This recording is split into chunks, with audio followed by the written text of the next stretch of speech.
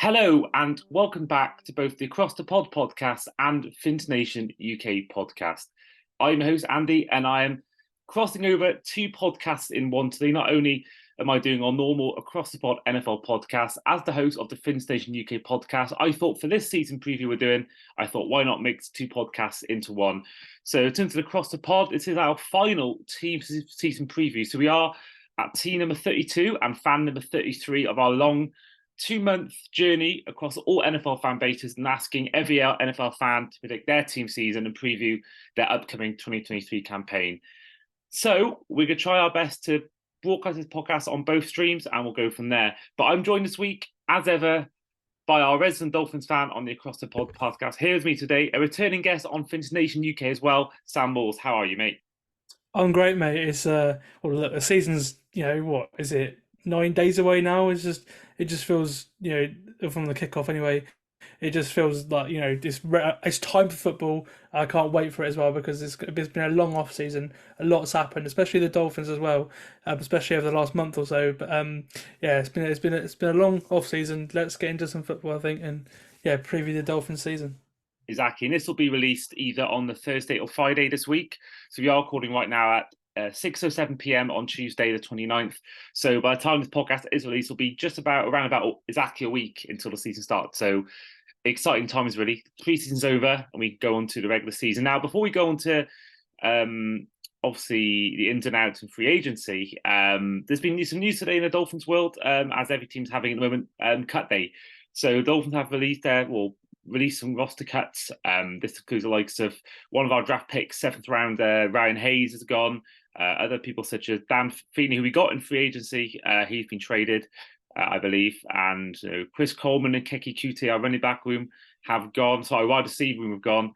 I believe Elijah Higgins might have been gone as well, but it's mixed things about that. And then, of course, James Blackman, another rookie who was our fourth choice quarterback. He's never going to make the roster, really, never really saw down, even in preseason. But obviously, the main one I think was probably the biggest headline was probably Myles Gaskin, because he was a guy that I believe he's a seventh round pick himself, but he 2020 was the year where he first became, on the scene. And I mean, there were some great memories. I liked him a lot. I mean, there was that Raiders game where he scored, I think, 2 touchdowns, definitely one in the receiving game, and that was a hell of a game in that COVID year. And he had some good moments, but I think with the addition of addition of Devon Achane in the draft, the additions obviously of Raheem Mostert and Jeff Wilson, and the constant trade talk right now there is with Jonathan Taylor.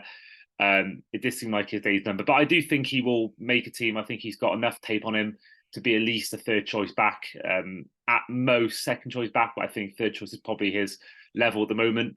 But what was your take on the Myles Gaskin release, Sam? I'm a little bit surprised, but also not really. It's one of those things where I thought they might want to keep him because he's a sort of is something different to the likes of Mostert and Savon Ahmed and Devon Achane offer you, and that is natural, like sort of between the tackles. He's a bigger back, but obviously everyone else is a speed back, and obviously having a change of pace would have been nice. But you've got Jeff Wilson, and obviously they're going after Jonathan Taylor. There's no secret there as well. So it says to me that, and also the trading away Dan Feeney to get an extra pick, that says to me that they're really serious about going for Jonathan Taylor.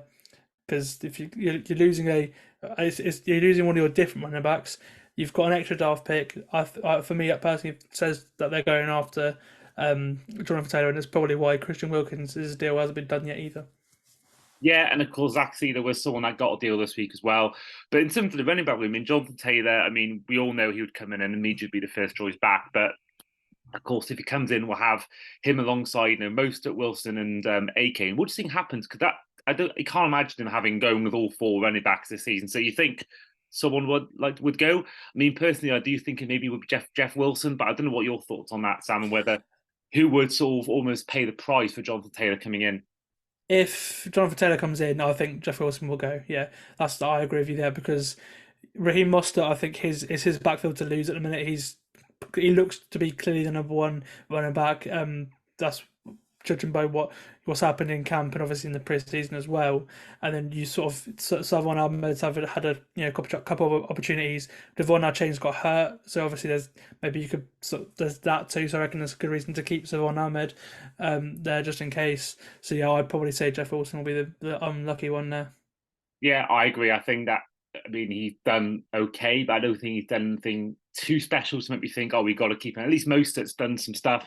I like him quite a lot, actually. And I think he's done some, he's got enough tape in the sort of on his CV to go with, but I just don't think Wilson's done. I think at that one good game, I believe against the Browns it was last year, but I don't think he's had too many great moments. So maybe, I think maybe you could even look at potentially giving him, a second round, maybe 2 second rounds in Wilson, or maybe a first round in Wilson or something. I don't know what kind of package. I mean, I've seen talk of 2 second rounds. I've seen talk of a conditional first rounder. I've seen a lot of different talk, and I think that I think, but obviously if he comes in, I think whilst he had his injury problems last year, only 2 seasons ago was when he had that really good year, and I think that we all forget that Barkley had his injury issues. He came back and did well. McCaffrey, the same thing. So I don't think his injury, for me personally, is enough to think he's done. I think he could easily come back and have another great year. And I think to have him there, along obviously with the speed of Hill and Waddle, and obviously two would throw the ball to them, I think that just makes us even more of an exciting prospect if he was to get through the dotted line and sign. Yeah, I agree. I think the the one thing that the Dolphins lack, I think, on the offensive side of the ball, maybe you could say maybe another offensive lineman, right? But it's a running back. That's because I'd probably say number one running back is what they lack. Because I mean I did a ranking every single running back room in the AFC East, and I think I had Miami as number three, Buffalo number four, but obviously the Jets now with Dalvin Cook, Breece Hall, Michael Carter, that's clearly the first. And I think Ramondre Stevenson and Zeke in New England is probably number two, and then you could argue between the Dolphins and the Bills there, because I think that's the one piece they need to make them like a legit Super Bowl contender. Because everything else maybe some depth here and there, but everything else is really good in this Dolphins roster. Yeah, I agree. Now, whilst we mentioned it before in a previous episode that, well, I don't think you have to lead to have the best running back to win games. I think, the three best running backs in the league right now for me are Derrick Henry, Nick Chubb, and Christian McCaffrey. Only one of them made the playoffs last year. So I don't think it's essential that you have to have a running back that's elite.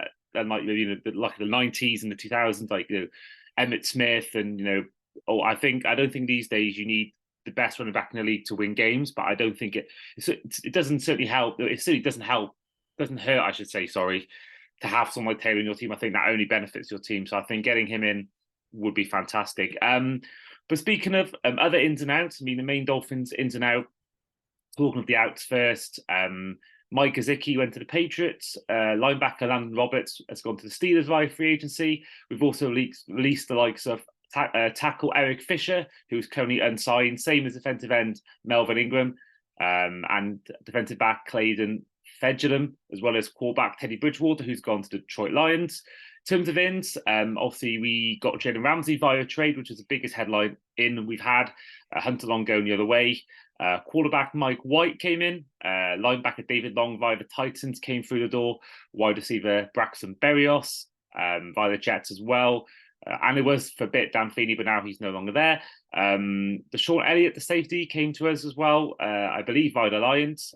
Punter Jake Paley through the Pats, as well as tackle Isaiah Wynn. And then I mentioned it before, we re-signed Zach Sealer. Other people have come in and re-signed deals include Raheem Mostert, Andrew Van Ginkel, who was originally released before being re-signed, and like so, Salvon Ahmed, Jeff Wilson, and we also exercised the fifth year of Tua Tagovailoa. And in the draft itself, we took cornerback Cam Smith, 51st overall via South Carolina, and the only one that's really stayed is Texas A&M running back Devon Achane, who's got taken 84th overall. Also, I mentioned before, Elijah Higgins and Michigan tackle Ryan Hayes both came in as our other two draft picks, but they look like they've already been released. But for you, Sam, your overall thoughts on the team's off-season? Well, you kept pretty much every single starter that you had last year, which is always a good sign, and not a lot of teams can do that. But for me, I think the one position you haven't filled is a proper tight end. Now, Mike Gesicki isn't a proper tight end, so he's a big miss in the passing game, but he Durham Smythe played more snaps than him last year, and ultimately like, he was only basically a receiver pretty much. And you've addressed the receiver need by bringing in the likes of Robbie Chosen and Braxton Berrios, who are very capable in this league. So that I'm not worried about. But yeah, certainly a tight end because beyond Durham Smythe, you've got pretty much nobody. Like you said, Elijah Higgins has been cut. His sort of transition to tight end didn't work. Um, so that's my only sort of worry there. I think maybe they'll look to someone that's been waived, maybe someone like Albert Okwabunam, who just got cut by the Broncos today. Perhaps, but I think the tight end is definitely something they're going to be looking at over the next couple of days. As for the Jalen Ramsey edition, and obviously drafting Cam Smith, that's great because you were really beat up the corner last year because Byron Jones missed the entire year, Nick Needham got injured too, and it saw the likes of Caden Kohu come in, and yes, he played well, but you need someone, you need other corners other than Caden Kohu and obviously Xavier Howard as well. And Noah Monogany hasn't really done much at all in the league. He's had a better camp this year by the sounds of things, but you definitely needed to bring in some corners. Obviously, Jalen Ramsey, the best corner in the league, if some believes to be the case. I'm in that opinion too. And I think with Jalen Ramsey, obviously the elephant in the room is that he's out till probably about late November, early December with his torn meniscus injury, which is a shame because obviously this team would be really good from the very start. But it's also very good news for the Dolphins that he's not done for the rest of the season because you'll need him at the end of the season when it comes, to making a late push for the playoffs, which this team may do. Having Jalen Ramsey right then will be great for this team, and it may be again the thing that pushes them over to the top at the end of the season. So I think it's a good off season. Still a few holes, but this roster is very very good, and it's very hard to find one better than this in the league. To be honest with you.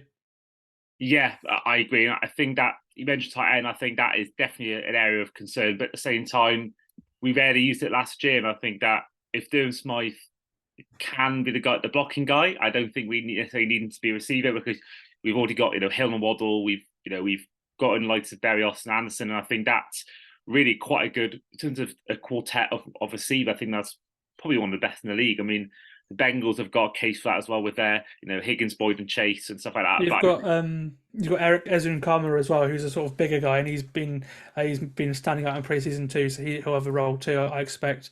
So you've got probably the best receiving core alongside the Bengals there, as a sort of 4 or 5 because you've got 4 or 5 good options there. Yeah, I agree. And I mean, I mentioned it as well in preseason that A-Kane showed at times his ability to receive as well. And I think that especially if you bring in Taylor, you've already got Mostert there. I do think that you can use A-Kane now and again in these packages where you can have him, as a receiving back. And I think that with Mostert and Taylor being, more known for their on the ground work, their rushing ability, then maybe being receiving backs. I think if you can have someone like A-Kane who can be that 4th or 5th option to receive, and mix around with the likes of Ezu Kamara, Anderson and Berrios, I think that's really exciting. But of course, if you haven't got a quarterback to throw you the ball, what's the point? And that's really my first talking point today is about Tua Tagovailoa. We've mentioned it a lot during the previous episodes of FinsNationUK podcast and previous Across the Pod podcasts. Tua's health has to be the biggest question mark going into this year. It really has to be because he's had 3 or 4 concussions last season, and if I'm honest, he is 1 or 2 away from retiring. If he has any more than 1 or 2 in the next year or 2, I think I can see him retiring. I think he even said he thought about it at times during last season. So yeah, that's the biggest thing for me. But for you, what are you expecting and hoping from Tua going into the 2023 season? I'm expecting quite a lot because last year he was great. He led the league in passer rating. He led the league in average depth of target as well, pushing the ball down the field furthest at 10.1 yards per target, which is mental because obviously the year before, everyone was saying that it was short pass after short pass and he just couldn't throw a deep ball whatsoever. So he proved a lot of haters wrong there. Also, as well, this all happened whilst he had the 7th most drops in the league, which bear in mind you got Hill and Waddle at some points in the season. There were quite a few drops as well, so even more plays could have been made. And just, I think with Tua, the main thing obviously is the injuries, is the concussion. Like if Tua can stay healthy, I think he's gonna have probably another season on par to what he had last year. Because before the San Francisco game, it was perfect. He was in the MVP conversation for sure. We know that because well, it was getting talked about week in week out of the likes of Mahomes and Jalen Hurts. And then there was a game in San Francisco where it was a bit different. Obviously, the Dolphins ended up losing that game to Brock Purdy, who came in after Jimmy Garoppolo got injured. But I think from there, the offense changed a little bit. Then there was the game against the Chargers in Week 15, where Brandon Staley just put together an awesome game plan to stop the middle of the field, very heavily zone.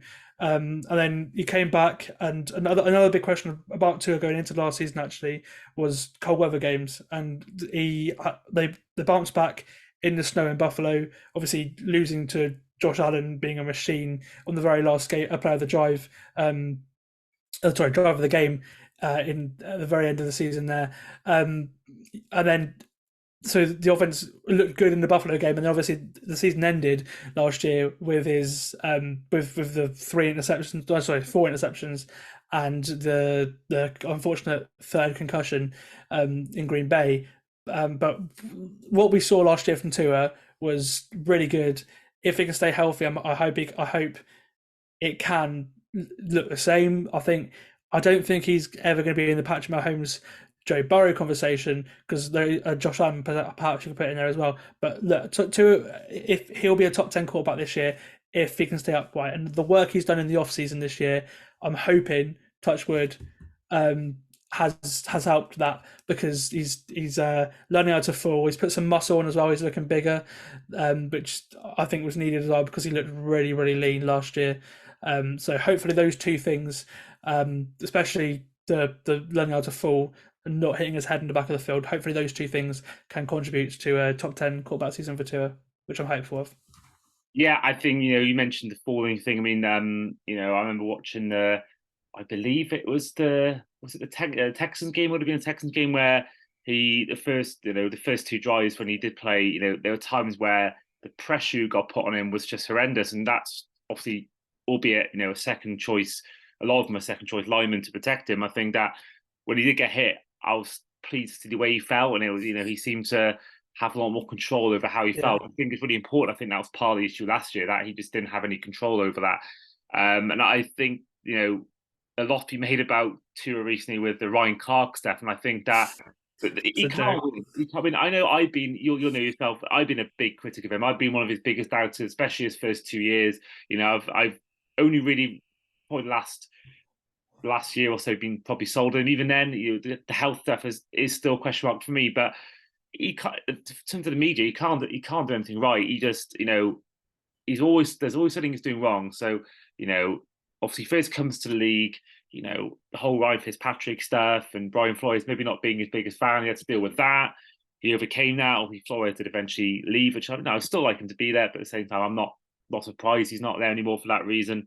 And then the thing with the social media video of him throwing the ball where they were saying it was underthrown. He had to deal with that as well. And then obviously he definitely showed during the season that he can throw deep ball. No, I know he's not a Herbert, he's not Mahomes, but I think he's definitely more of a Drew Brees kind of player. I think that he's extremely accurate. He doesn't need to be the most deepest ball in the league. I think if you want anyone to throw the ball accurately, like Drew Brees was, he's your guy. And then this season, though, he gets called leads, he puts on muscle, and then he gets called overweight by Ryan Clark. And it was nice seeing him give something back. It was nice seeing him almost retaliate. I think that because, yeah, he always seems to be a figure of much media criticism, and I'm hoping this year. I think if he stays healthy, I think he's going to have a good season. Personally, I think we saw that last year.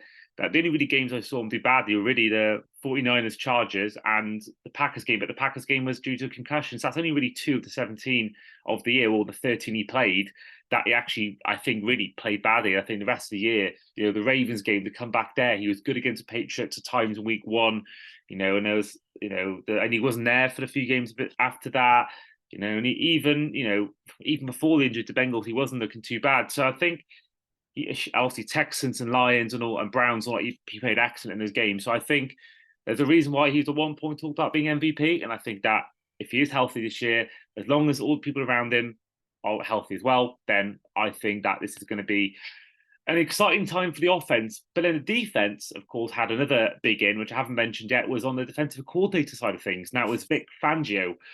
He's come in, obviously big reputation, not as a head coach, but as a DC.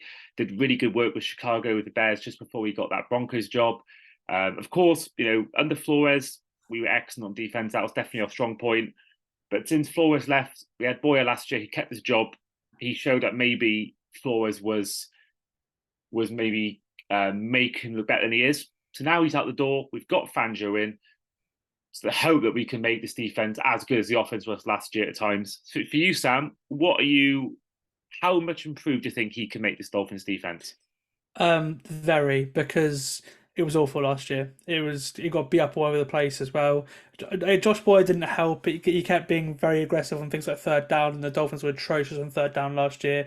Or blitzing on third and long and getting beat up again. There are a lot of times where I think throughout the year I kept tweeting out like what Josh Boyd has to go at the end of the season because it just wasn't working.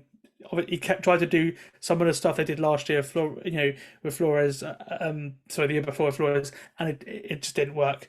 Going on to Fangio, it's great. I really like the move because they actually wanted Vic Fangio last year to sort of come in and be that sort of veteran defensive presence. So that McDaniel could only coach the offense on his first full season, which a lot of rookie head coaches do.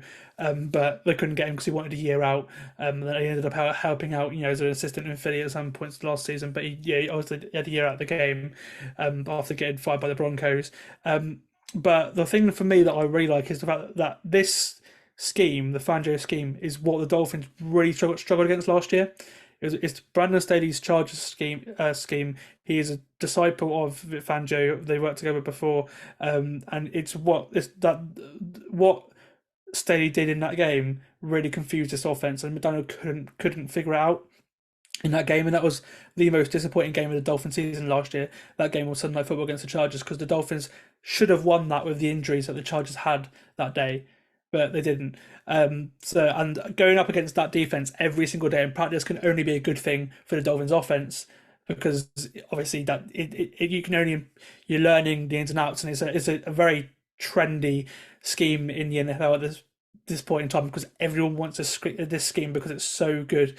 There's a sort of zone crowd in the box, having two safeties back deep, and it basically it stops you from getting caught out deep, and it is a very popular defense in the NFL today. So I think you're going with the trend a little bit. You're sort of fixing the struggles you had last year. And obviously, Vic Fangio is a veteran defensive presence. He's one of the best, if not the best, defensive coordinator in the entire league over the last couple of seasons. Anyway, so it's an excellent move for the Dolphins, and yeah, I think it can really help this defense. I agree, and I think you look at going back to Flores, that 2020 year. We went 1-3, then we won 7 of our next 8 games. Of course, the one team we lost to was the Broncos, and who was head coach at that point? Vic Fangio. So I think an entirely different offense to what we had back then. I think it was probably Devontae Parker was our number one receiver that year. Actually, probably Mike Gesicki, if I'm honest, that year. it was that poor in terms of wide receivers. So I think he's shown what he can do, and I think that there were times in Denver where it didn't go well, but there were times where you could see the defense was performing. It was just the offense that was so bad, mainly because of Drew Lock. So I think in that sense, I think that it's really exciting. I think you mentioned Jalen Ramsey before. I think, even the first, 11, 12 weeks before Ramsey comes back, you've got Cam Smith in, we've got Cade Kohu to play instead of him. And I think that when Ramsey is back, to have both of those with a big Fangio defense, and Howard's a struggle. I don't know how he got a Pro Bowl selection, I should say. I don't know how, because he was poor last year, probably his worst year. Under as for the Dolphins, I think it's probably worst ever season as a Dolphin. And I think that if you have someone like Jalen Ramsey, I think that will hopefully allow Howard to get back to his best. And hopefully he's played in the scheme before as well. He played it in it understated in the Rams as well. So obviously he knows the defense, which is good. So he can step in straight away.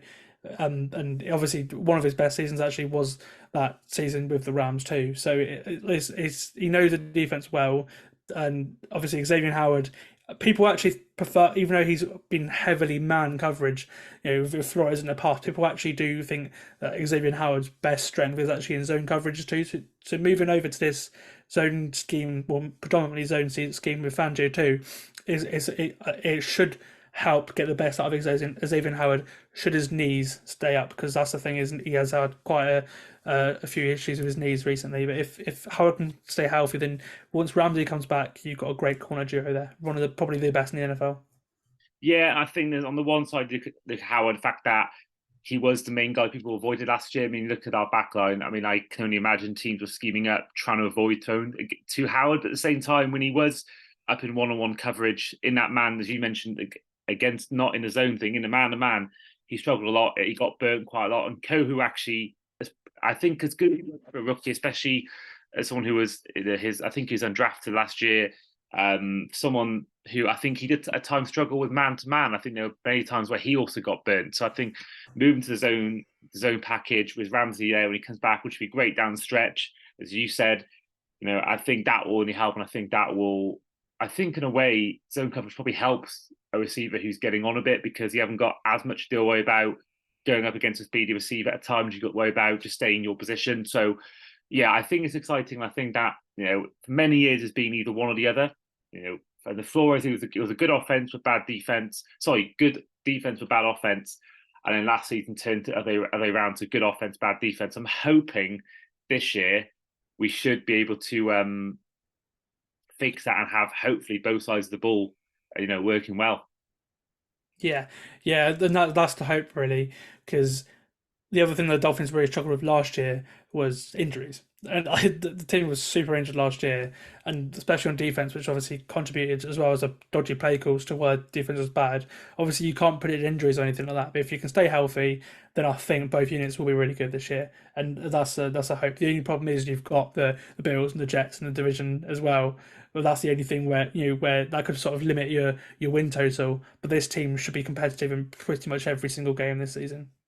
Yeah, I mean that backfield I think was already good, but as you mentioned there, a lot of injuries. I think to add to that is amazing. We mentioned Howard. I really like the addition of the Sean Elliott. I've seen him before with the Lions. I liked him a lot. So getting him in along with obviously Javon Holland, and then if you can have even, he showed it, albeit in very small packages last year. Noah Igbenogany, that Steelers game. We know the talent's there. So I think if you can have, if you've got Ramsey, you've got Howard, you've got Kohu, you've got Cam Smith, you've got Sean Elliott, you've got Javon Holland, and many more. I think it's just an amazing, and this is not even to do with you've got Jerome Baker and Jaden Phillips, and if he does play this year, Christian Wilkins and Zach Sealer.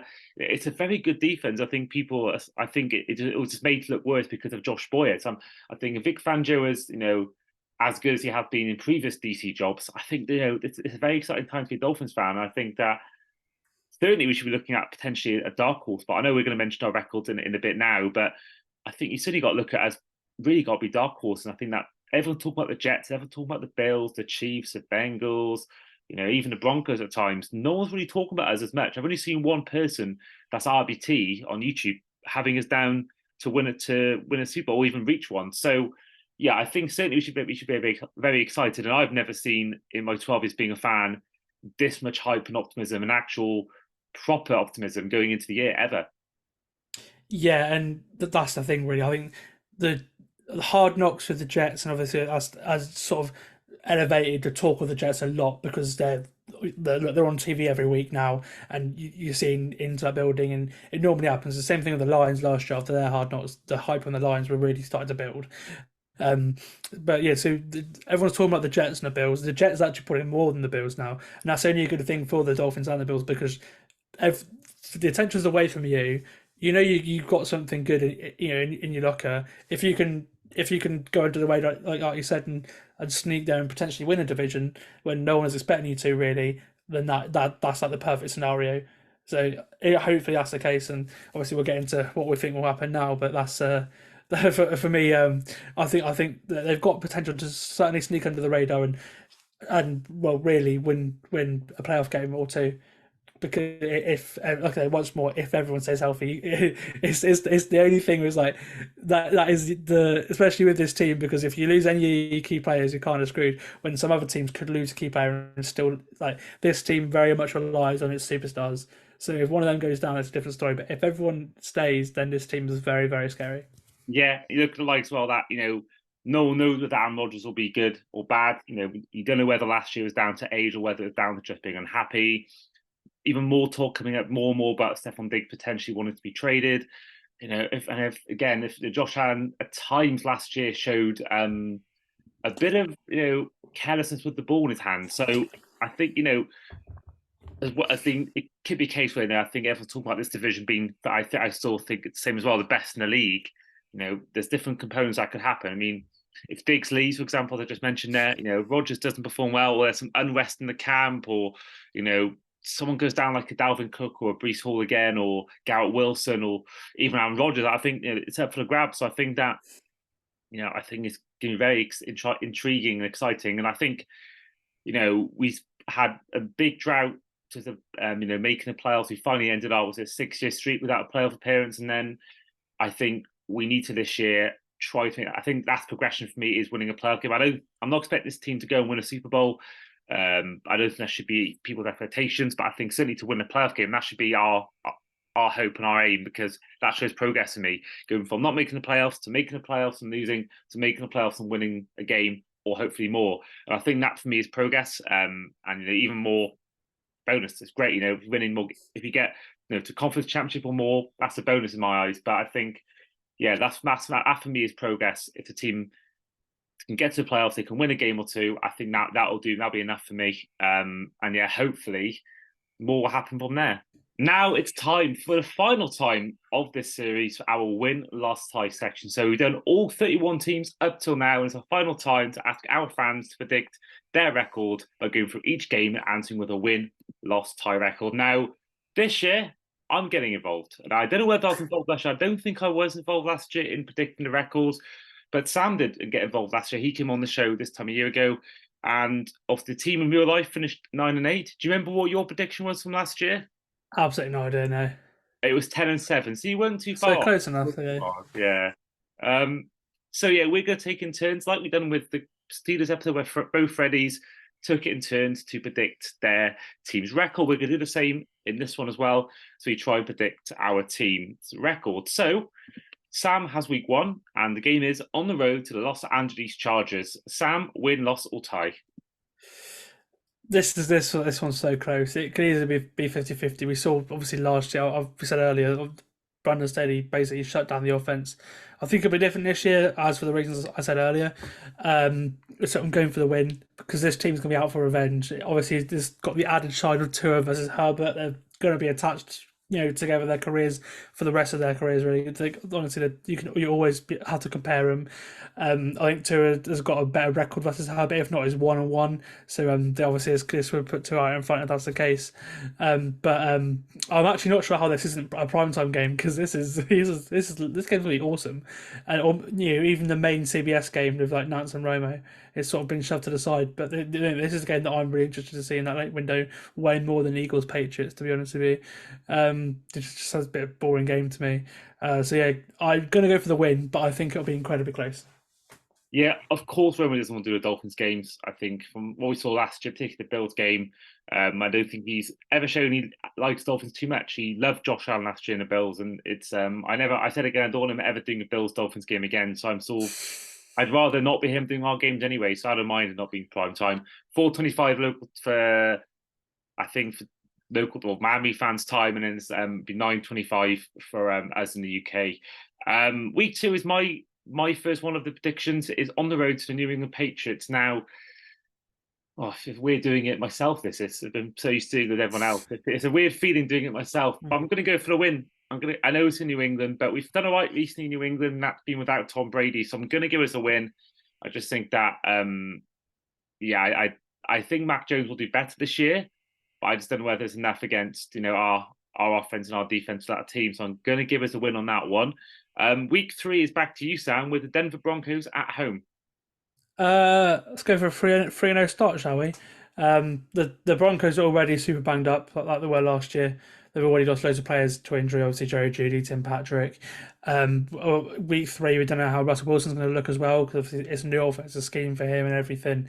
It's a bit of uncertainty on the Broncos. They could be really good, but they could also be like they were last year. So for that reason, I'd probably pick the Dolphins to win this game.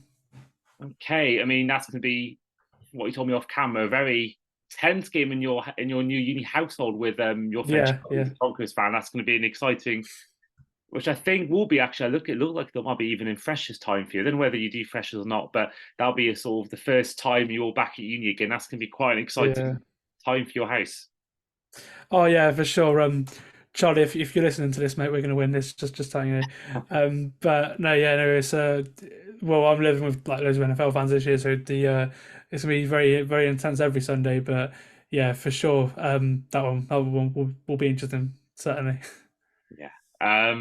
Right, week 4 is back to me again with the Buffalo Bills on the road. Now I'm going to give us our first loss because I think that the Bills are a different team in the regular season to the postseason. I think that you play the Bills on the road in Buffalo in the regular season. I know we put them close last year, but I just think that they may just edge it. And I think that I just can't see us being 4-0 anyway. So I think you've got to lose at some point. So yeah, I'm going to put on an L for that one.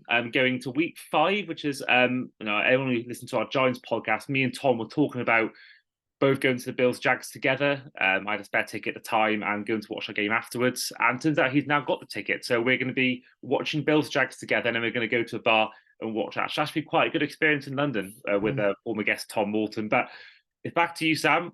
Giants at home, win, loss, or tie. I'll probably be doing the same thing to be honest with you, mate. 'Cause I'll be going to Bills Jags as well. As for this game against the Giants, I don't know. It's going to be super close. It really is because you know that Dable and Wink Martindale are going to have those guys playing out hard in their offense and defense for sure. The Giants were super difficult to beat last year. They're one of those teams that I think could sort of surprise the Dolphins. Really, I'm going to go for the win, but I think this one will be a lot closer than people think it will be. Well, if Naya know you go into that game, we can you can join us along. We can have a big Yeah, yeah. party. I got some Bills fans that I made last year in America. Some friends I made in Detroit for that Bills Lions game on Thanksgiving, and they're going to come to the game in London. So we're just trying to find a good place to watch because the Beehive is the obvious choice because it's in Tottenham. It's like you don't have to get a train, but it does get busy there. So I'm just trying to work out through maybe some contacts as to where's best to watch it. I'm hoping we can get quite a good group going of former guests on the podcast, current guests on the podcast, and fans and people I've made friends with. So I hope there should be quite a good watch along at 6 o'clock. Yeah, it'd be cool. It'd be cool for sure. Definitely. Right, week 6 is back to me, and it's the Carolina Panthers at home. I'm going to give us a win. I think that I think it's going to be just too early in his rookie year, Bryce Young, for him to cause us too much problems. And I think that I'm not threatened by Adam Thielen and Jonathan Mingo. Mingo could be good, but we just don't know. And I'm not threatened by that at all. And so for me, I think for next 3 or 4 years, Panthers I think will be a team to look out for. But I just don't think this year. I think they can still win a division, but I just don't think they'll be anywhere near our level just yet. But week 7 is sticking with me purely because I'm going to this game. I thought I'd give that one to myself. On the road to the Eagles. For many reasons, I'm going to put it down as a loss as well. Firstly, because I think the team's just too strong. I think that they're just, for me, one of the best teams in the whole league right now. I think they should be the favourites to win the NFC. I think they're good in every position. They've kept everyone as well from last year, despite players getting old. And I'm hoping that, maybe it's 1 year too much for the likes of, Jason Kelsey and, Brandon Graham and Fletcher Cox, but you just don't know. And I think with Jalen Hurts there and Dallas Goedert for the ball to AJ Brown, Devonta Smith, I think they may have enough. But of course, the other reason is that I've been to 4 Dolphins games that we lost every time. So I'm thinking I've seen to be a bad luck charm. And Phil Cooling, if you're listening, is a guy that as regulars told me don't go to the Dolphins game ever again in person because I've been there for the Bengals concussion game. I've been there for we lost at home to the Vikings last year. So I seem to be a bad luck charm. So for that reason alone, as well as the fact that it's such a good team, I'm going to give it a loss. But the next 2 games are back to you, Sam, to predict. The first one is our second game of the season against the Patriots, this time at home. Yeah, with New England, I obviously it's interesting because I think you predicted to win the first game, right? Yeah, yeah. Yeah, so I see. I don't think you're going to sweep the Patriots. There's part of me that's just like, this is a massive year for Bill Belichick because if he gets swept by teams in the division, if they go 7-10, I think he could be gone personally because Robert Kraft's not, he's made it no secret that he wants to, build a real big Patriots team again, and they're just sort of in the middle of nowhere. So I think Belichick might just win this game for New England, but it'll be close, and I mean you still beat them. I think every single series will be split. So yeah, I think you dropped one against New England, but you won the first game. Fair enough. And then back with you for week 9 is our Germany game. As we take on, technically it's a road team, technically the Chiefs are the home team, but we take on the Kansas City Chiefs in Deutsche Bank Park in Frankfurt. Firstly, Sam, are you going to go into the game? And then are we going to win this game? God, I wish I'm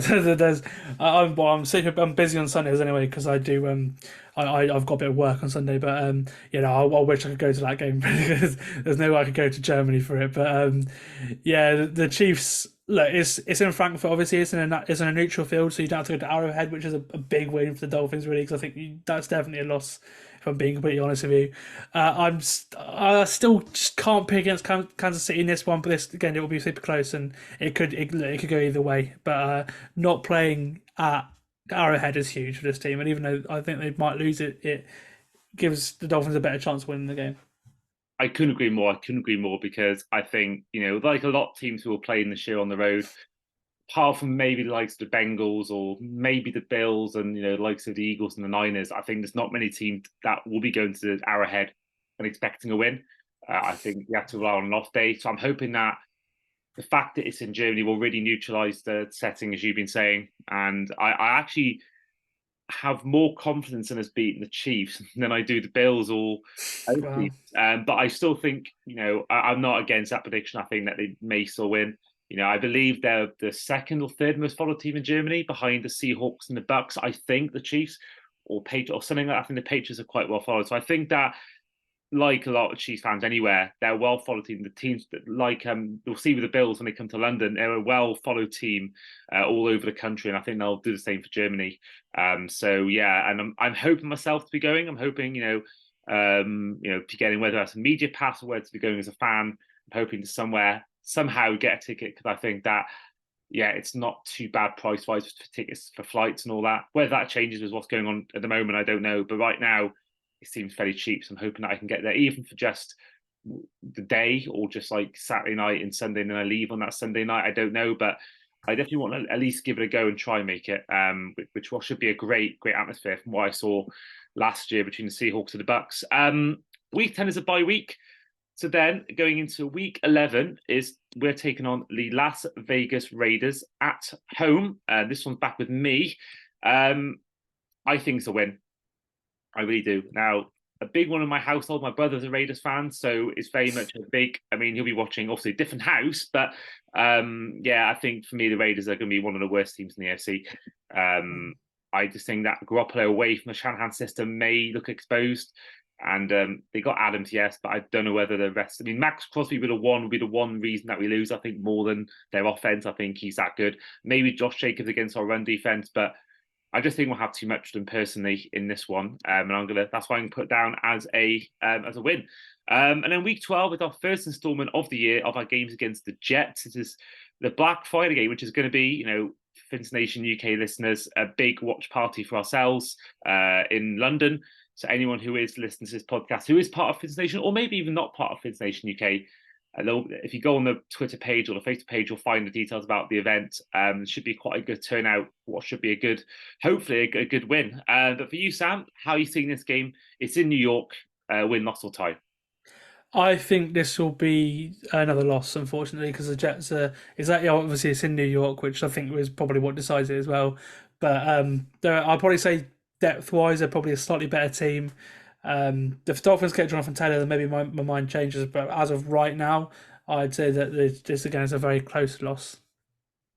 Okay, week 13. I think it's our biggest trap game potential. I think that D line for the Commanders, we're playing them on the road at FedEx Field. I think that D line again, like the Raiders with Max Crosby, I think that will be their biggest biggest sort of weapon in their arsenal. And I do think that somehow, if he's as good as people are saying he's going to be, that'll be the issue of Terry McLaurin. You've got Antonio Gibson in the backfield, Brian Robinson and all that. But I just think that if they're going to beat us again, it's down to that defense. And I think that, but I think we'll still win. I think we'll still win because I think that, again, as good as their D line is, they've still got to compete with our speedy offense. So I think we'll get the win. I think, however, it'll be one of our closest win margins. And I do think that we could potentially, I wouldn't be shocked if we lose this game purely because of that D line. But at the same time, I think other areas of the field, I just think maybe we'll have too much. But week 14, it says 8:15 p.m., which you assume would be prime time for us in the UK. Probably the 1:15 kickoff in the morning at home to the Tennessee Titans. Yeah, that game's on Monday Night Football. Nice. And yeah, it's a chance for the Dolphins to sort of really kick on for the season here, really, because he's had quite a few losses recently, and I think the Dolphins will win this game too. You could likely be playing against one of Malik Willis or Will Levis as well at this point, because they might decide they've seen enough of Tannehill, and they want to see what Willis and Levis look like in in NFL games. So you might have move over to one of them at this point. But for me, the Titans are a sort of team in transition, and that's the sort of team that the Dolphins really want to be coming up against. So yeah, I'll go for a win in that one. And of course, it's the fact that Derrick Henry might not even be there come week 14. He might not even exactly. Be there anymore. Hopefully he is in the London game. After that, he can do what he wants. I just want to see him get a ring. Week 15 is back to me again with the New York Jets at home. Now, I'm sorry, Dolphins fans. I'm putting it down for a loss again. I know, hated to say we lose them twice. I just think that at that point, they may be cooking. They may be doing something good. I think, I'm definitely buying into the hype. I mean, I'll mention it again. This will be a little insight into my talk about the Jets come our season predictions episode with Stephen Luke coming up next week. But I think the Jets, if you finish 7-9 with Trevor Siemian, Zach Wilson, and Joe Flacco, with that defense, with Breece Hall injured for half the year, so if you have Breece Hall fit for the whole year, you've got Dalvin Cook there as well. You've got Defensive Rookie of the Year in Garrett Wilson. You've got the defense, which was brilliant last year. Add Aaron Rodgers as well to that. I think that they'll be way higher than 7-9. And I just think that they beat us last year by quite a lot in one game, and they only lost by 3 points in what was a terrible, terrible game, and we could have easily lost that another day. Adding all those things I just mentioned, I think they could sweep us, and I do worry about them in terms of the AFC East. I really do. I think they're a team that, I know people will point to the hard knocks hype, but I just think even before then, I was very worried about the Jets. So I'm going to put down as a loss there as we go into week 16, currently on an 8-6 record. And that week 16 game is back with you, Sam. Christmas Eve, 4:25 p.m. local time, 9:25 p.m. in the UK. So we take on the Dallas Cowboys at the Hard Rock Stadium. Yeah, I think the Dolphins will win this game as well. It'll be close because the Dallas defense is so good, but I think they'll be better on offense. And at this point as well, I think the Dolphins the run game will be hitting the peak groove, which will sort of power them towards this game as well. Sort of take the ball out to his hands as much as possible when you've got Micah Parsons rushing him too. But yeah, I think the Dolphins should win this game, and home advantage as well is key in matchups against big teams like Dallas. And yeah, they always drop a stinker towards the end of the season as well. Let's hope it's against the Dolphins. Now, I don't know how your traditions work around Christmas time, Sam, but this one will be obviously Christmas Eve. I said before, 9:25 p.m. Will you be watching this game? Will you get time to watch it in your household? Yeah, so I'll be back home with mum and dad at that point, and my sister as well, and me and dad will make sure that we watch it for sure. There's no way me and dad are missing the Dolphins game on a Sunday, so yeah, we'll make sure it's on. Fantastic. And then week 17 is back with me. My final prediction of the schedule is New Year's Eve, 1 p.m. local time, 6 p.m. For those in the UK. We're taking on the Baltimore Ravens. I think we'll win. Because I think that I don't particularly think they did enough to Ravens to support Lamar Jackson. I think Zay Flowers could be good, yes. I don't think Odell Beckham is enough. And I just think that the Ravens normally, last few years anyway, tend to have a bit of a wobble towards the end of the year. So for that reason alone, I'm going to give us the win.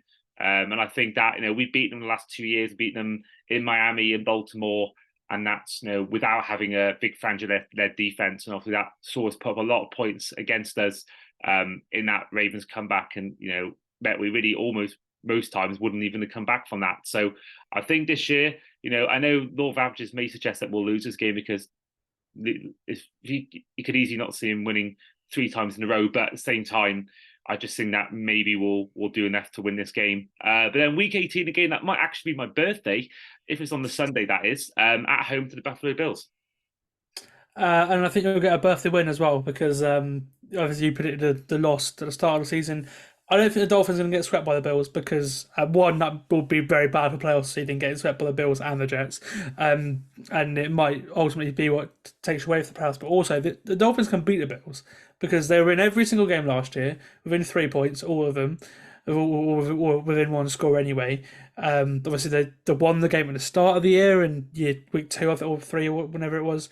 And that's the one thing the Dolphins couldn't do under Flores was beat the Bills because they manhandle Flores' Dolphins every single time they played them. But under McDaniel, it's been completely different. You've been in every game, and Buffalo might have the playoffs wrapped up at this point too. So if there's a chance to, there's that too. But I think if this game will probably be whether the Dolphins get into the playoffs, or not really, because 10-7 might not be enough to get into the playoffs. So I think they'll win this game and probably get in as a wild card or maybe even division winner at 11-6. And carrying on with that, now I'm going to save my prediction, a bonus prediction I'm doing with you. I'm going to save my one for our episode next week, where we're going to be going through all the divisions and so on and so on. But for you, Sam, if we get 11-6, make the playoffs as a wildcard team or even as a division winner, how far do you think we'll go in the playoffs? I would probably say it depends how you play, because if you play like the Bengals as a 7 seed or whatever, then you're probably going to lose. But if you play the Jags or you play someone like the Steelers, maybe potentially sneaking in, or the Browns, I think the Dolphins could easily win that and get into the divisional round. But I'd probably say I think the Jets are going to win the division, so you're probably going to get a harder game. So I would probably say you're going to lose in the wild card round, but still getting into the playoffs is an achievement, and you just got unstuck by a very good team, I expect. You mentioned Jets winning the division. So you saying Dolphins maybe finishing second or third? I think it'll be close. I reckon both the Dolphins and Bills will get in as wild cards, and I'd say the Dolphins will come third because they got swept by the Jets. So the Bills will probably have a better in-division record or something like that. Fair enough. I'm talking about, so me and you have combined for 11-6 record, which along with 8 others has us. Obviously, you are our 33rd guest on this series we've done, and our 32nd team, of course, the final team, saving the best till last. We are the joint 10th most optimistic fans going into the year. Yeah, I think obviously having the good roster sort of helps that as well, because a lot of teams, I reckon, if you're a Cardinals fan, then you're not going to be very optimistic at all, really, are you? But I'm quite pessimistic about this Dolphins season, but obviously the talent is really good, so I'm being realistic here. I think it could go a lot better, it could go worse, but I think I'm sort of just having a middle ground here, and yeah, this is what I sort of expect from the Dolphins this year. So looking at, I mentioned before the joint 10th most optimistic fans. Looking at the other 9 fans we've had on that have got a bigger record for their own team than us. These are the Paul Hope and 49ers, Ash in the NFL for the Packers, Charlie Nelson for the Bills, Roy Joe Daniels for the Bengals, Steve McGinnis for the Eagles, Brad Simcox for the Chiefs, Lee White, or Brit Jag on Twitter, for the Jaguars, and Marek Larwood for the Lions, and Shane Harris for the Baltimore Ravens. Out of those 9 teams, how many do you think we can beat in the playoffs? Well, the NFC ones are not going to play. So, but you beat the Packers, you beat probably the Bears, the Lions. I reckon you could give a game. The only teams I don't think you can beat the Bengals or the Chiefs in the playoffs. The Jets. I think the only 2 teams that I would not want to play in the AFC playoffs will be the Bengals and the Chiefs. We give the Bills a game, potentially win against the Bills. We've done it before, like I said, last year. And obviously played them really hard to Scarlett Thompson ended last year in the playoffs too. So I think the only 2 teams that I'm worried about in the playoffs for the Dolphins are the Bengals and the Chiefs, and potentially the Jets if they look good, as good as we think they might as well.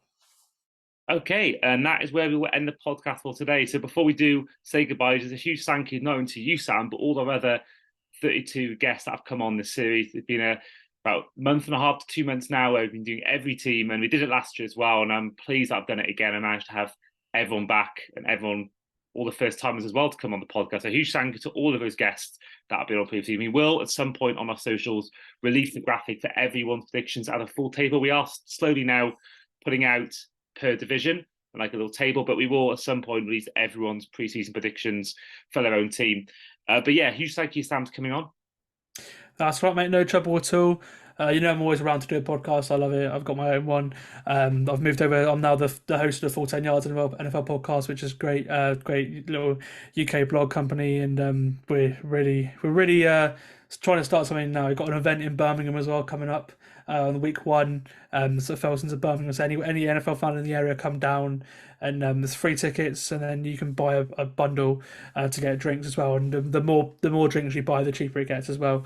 But I'll be there. Come meet me. I've been saying in all the podcasts recently as well. Come beat me at a game in pool because I'm awful. But yeah, we've got a big party to kick off the season, and yeah, just exciting things happening on my end. But I love a podcast, love the NFL, and I just can't wait for the season to start.